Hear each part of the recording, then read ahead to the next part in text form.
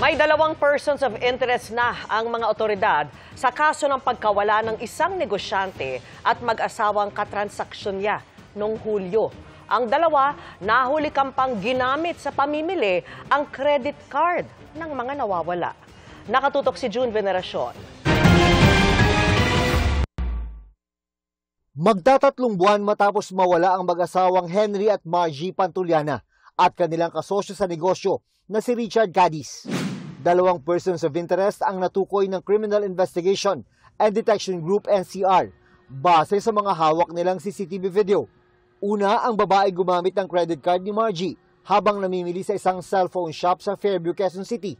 Nagkaroon din daw ng credit card transaction sa Parañaque at Bulacan noong July 15 at 16, mga petsa matapos mawala ang tatlo.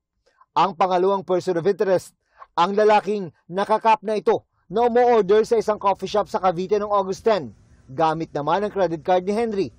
Of course, they are person of interest.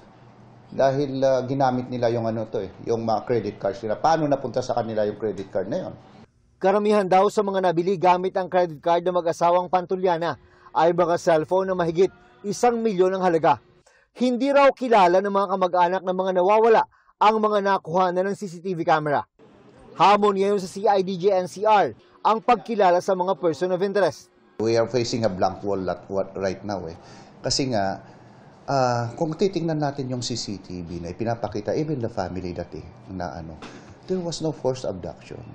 Isa raw sa maaring makapagbigay ng mahalagang impormasyon ay ang taong kikitain dapat ng 3 bago sila nawala.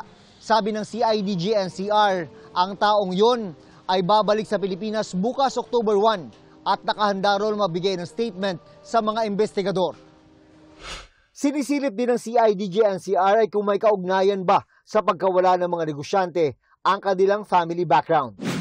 Partikular na tinukoy ng CIDG-NCR ang kapatid ni Henry na si Hector Pantuliana na naaresto noong nakarang taon sa Bali, Indonesia at naibalik sa Pilipinas para harapin ang mga kasong may kinalaman umano sa investment scam. Hindi natin pa talaga alam kung anong nangyari. Are they alive yet? Or are they hiding? That's one thing that we have to establish.